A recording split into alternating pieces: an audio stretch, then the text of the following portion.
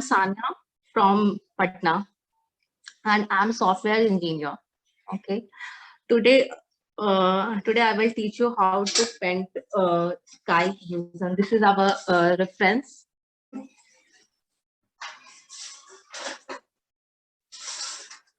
Today we will use this sheet acrylic watercolor of 300 GSM.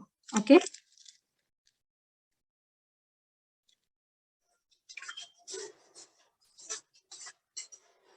Today we're gonna use these acrylic paint, Patholon and Prussian blue. Okay, and here this black color. We're gonna use acrylic also, titanium white. Okay, jar of water.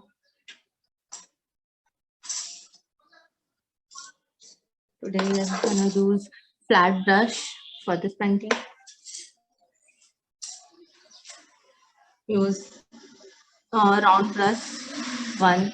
Okay, then let's start it. Now we're gonna use this present blue.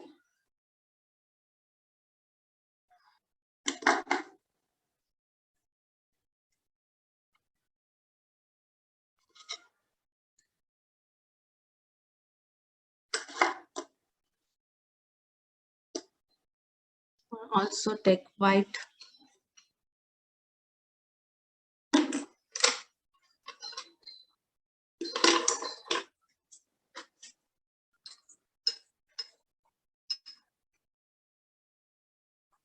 Gonna mix it.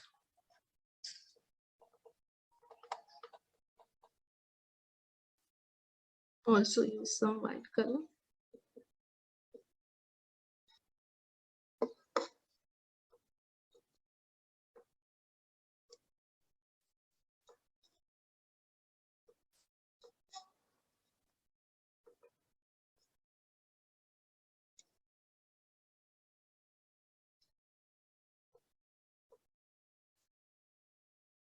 Okay. Then gonna start it.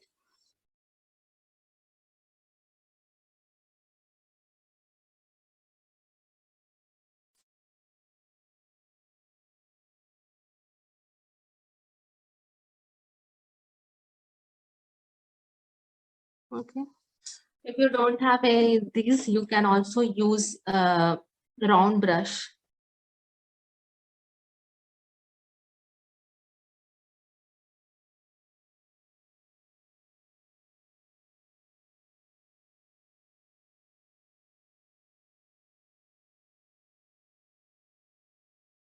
Maybe I can walk you through because she's right now dipping her sponge in white paint, pure white. And since this is acrylics, we're not using much water. Instead of sponge, you can also use a round brush, size number 5. And you have to start dabbing it for the clouds this way.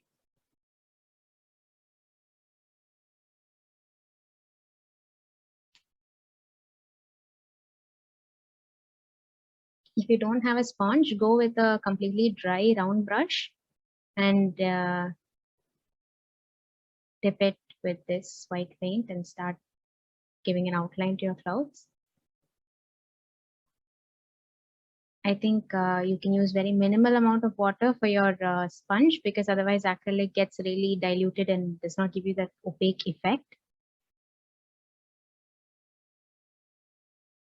You can dilute your paint a little and then start doing this.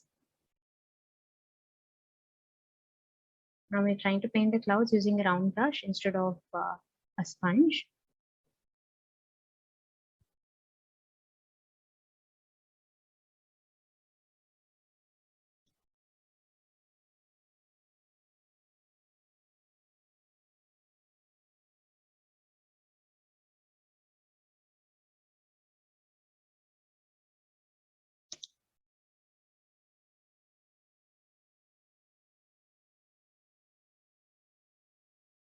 I think if you don't have a sponge, even a crumpled tissue paper can give you a good effect. You know, those kitchen tissue types of thick ones. Maybe they can do a good job too. You can try that texture, or you can go with the round brush. Anything's fine.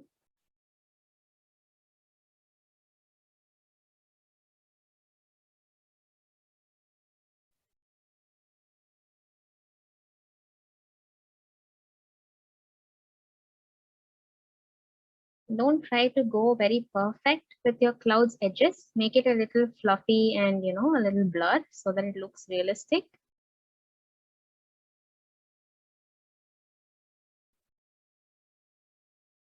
We don't want it to be very sharp.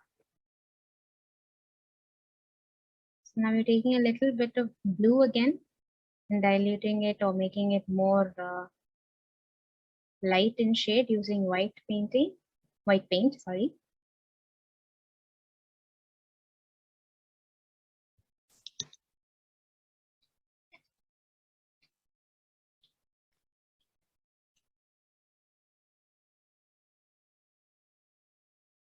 Now we are dabbing the sponge with the lightest shade of blue a little beneath your white outline so that it gives you that real cloudish effect. You can't have really fully opaque white clouds. So this gives you a little bit of seeing through the sky sort of effect with the clouds. That's why we're doing this. Don't take a very dark shade of blue. It's really whitish at this point with a very tint of blue in it. So that's how we're dabbing this. Regardless of the base on which you're painting, this is how we're going to do the technique anyway. So you can still proceed with it if you're doing it on canvas or paper to smoothen out those blue edges that we just dabbed onto the white cloud. As you can see, you can leave a little gap here and there, so the sky is also visible in between. Don't cover it all up with opaque white. That might not give you a very realistic effect. I think we can already see us getting there by now. Looks great. Now we're taking a little bit of pure white and again dabbing it on the light blue edges.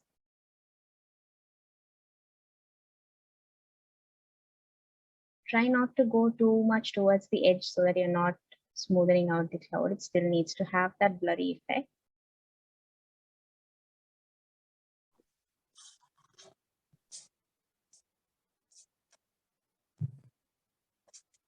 Alright, so now we're going again with the pure white paint on the sponge.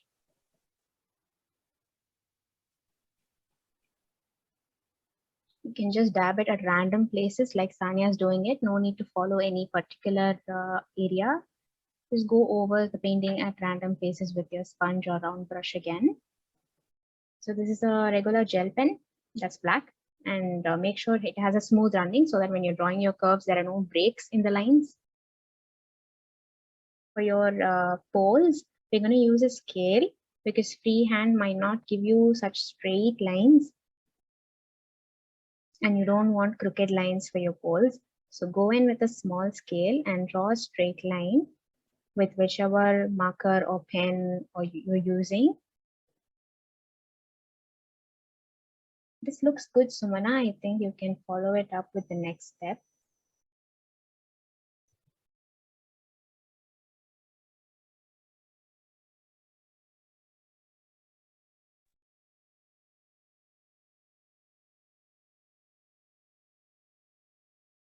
So we've created one straight line for one of the poles.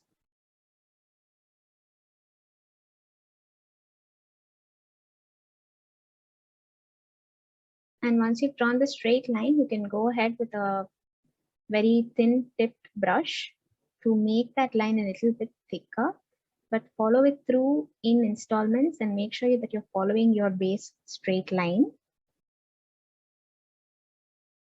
just to thicken it a bit. Or you can use some pen that has a wider nib so that you get a thick line. If you're not very confident with brushes, you can do that. And keep your paint very thick so that it is not runny and does not, go out of the straight line. Go slow, but make sure you're following the straight line through. And it's okay if it looks a little wobbly, you can always correct it up later. But try your best to follow the straight line. And now we're going to create another straight line that's a little distance from the first one. So you can keep one of it at the left end and one of it at the right end, and make sure one is shorter than the other so that it doesn't look too parallel and symmetrical.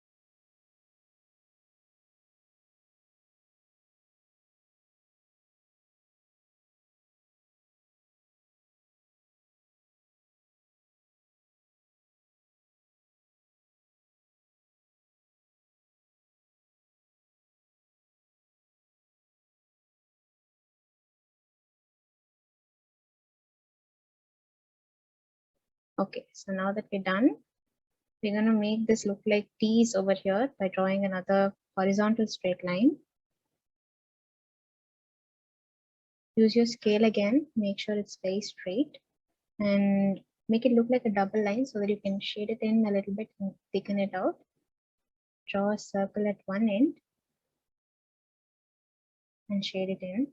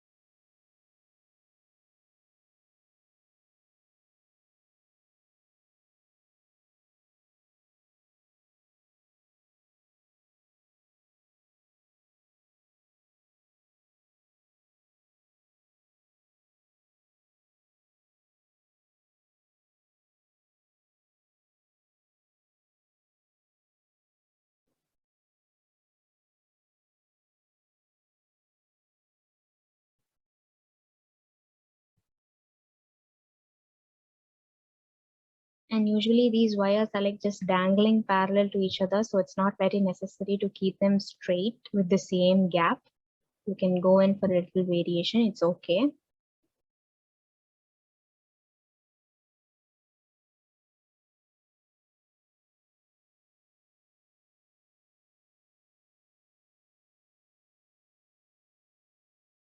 Yeah.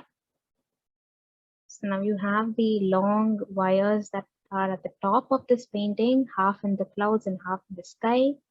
They're again curvy, and you can even let them overlap each other.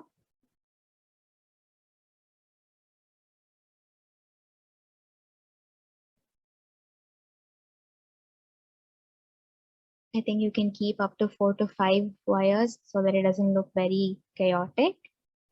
And beneath these things, you can add any number of wires you like. There is no correct number.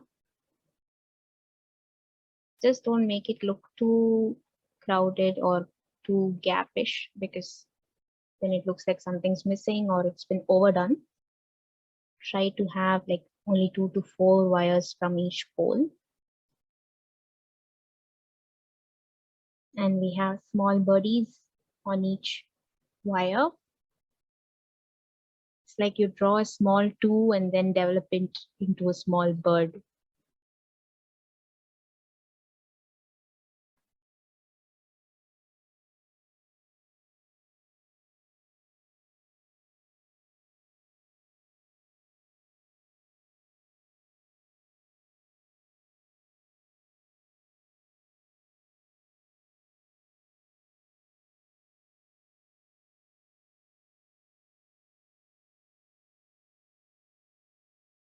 You can darken up any parts you think that looks a little faded so that you get that beautiful silhouette effect for all your wires and poles. Don't make the birds too big because that would look disproportionate. Keep them very small because this whole painting is like you're looking at it from a distance. There you have your reference painting and your fresh one. I hope you followed through till this. So now the most satisfying part of peeling off the mask.